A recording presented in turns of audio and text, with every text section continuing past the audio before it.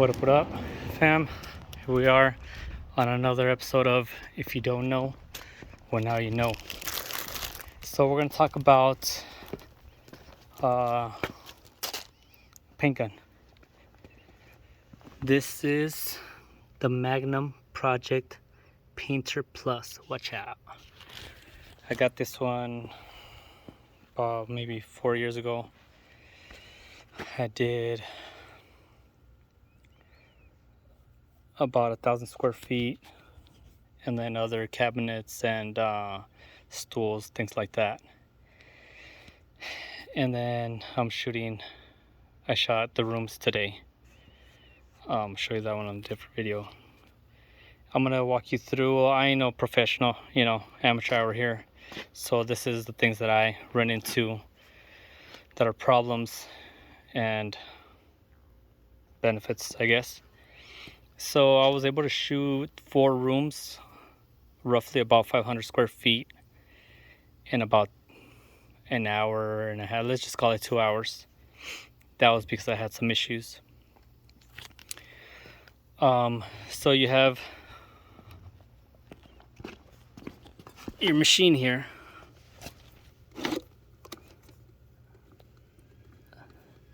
This is a primer feature.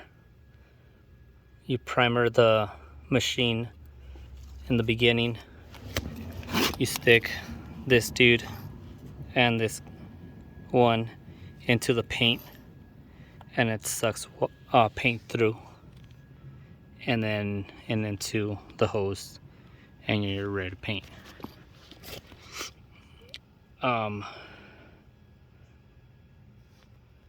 Actually, you leave the lever open like this, and then it water goes back into your bucket, in through this one, out through this one, and once you notice paint coming out, then you're primered, you're good.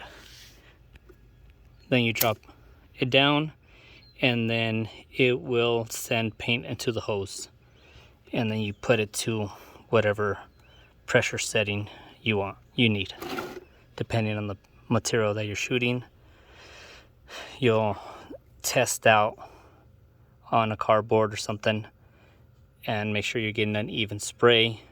Sometimes you'll have little horns or fingers, I don't know what the pros call them, but there's more paint on each end, and sometimes it's okay.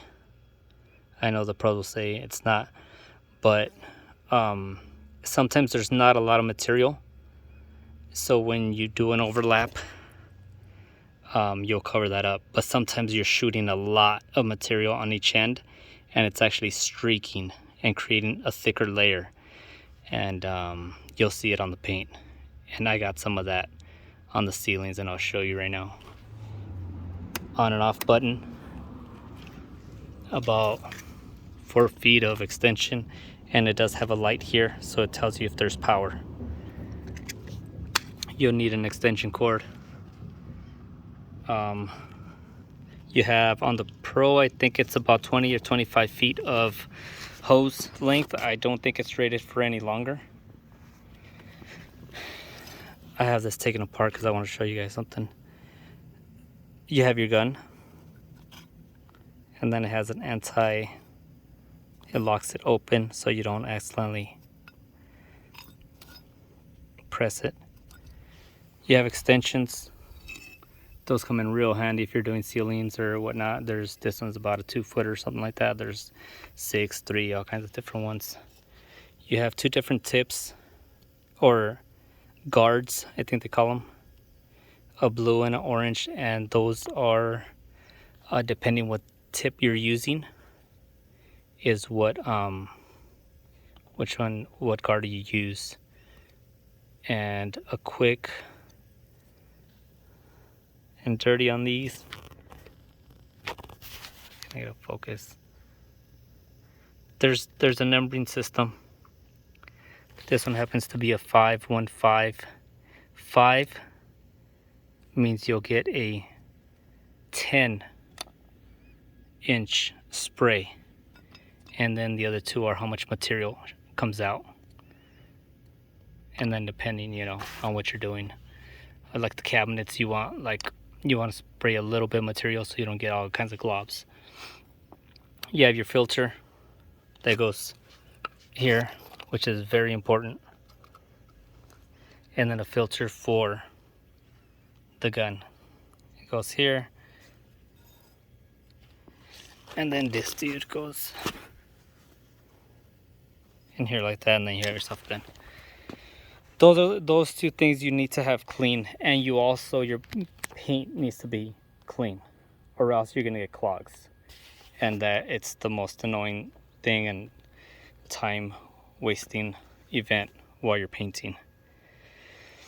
So I recommend you have your paint that you bought, and then in an extra bucket, and then you have one of these.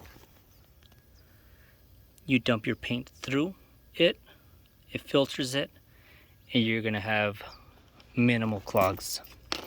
When you're spraying and you let the gun sit sometimes for a second or two, maybe it's hot outside or kind of dry, your tip will get some dry paint. So I have in my pocket or on my shoulder a moist rag, and in my pocket a brush. You can, as the tip is in here, turn it 180, spray to clear the clog, turn it back, and then spray again, and you should be good. But sometimes you need that extra brush and rag. That's just my experience. Today I did not filter the paint. I didn't filter the paint, and I stuck the two hoses through the hole right here, and there was dry paint on the lid, and that fell, and that was clogging this filter, and I would lose pressure, and I would go back, I would stop it, it would get pressure again, and then I would pull the trigger, and then it would lose pressure after about a second or two. So after figuring out that all of this filter was getting clogged just by kind of dry paint like this, that's when I knew that I should have gone pro and filtered my paint. What else? The hose is kind of it gets kind of stiff, so you have to manage your hose so you won't hit it against the wall. I like the paint sprayer. You just have to kind of learn how to use it. Be patient, make sure your filters are clean and your material is clean, and you can do a lot. You can shoot a lot in a short period of time. I think that's about it. Let me know if you guys have any questions. Hit it down in the comment section.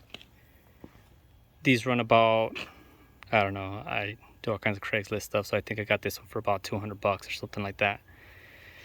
And I think on Amazon you can get a used one for $200, or those damaged boxes or whatever, and as high as $350. So pay what you want. I think it's pretty cool. It's definitely worth it, just learning how to use it. All right, talk to you guys later.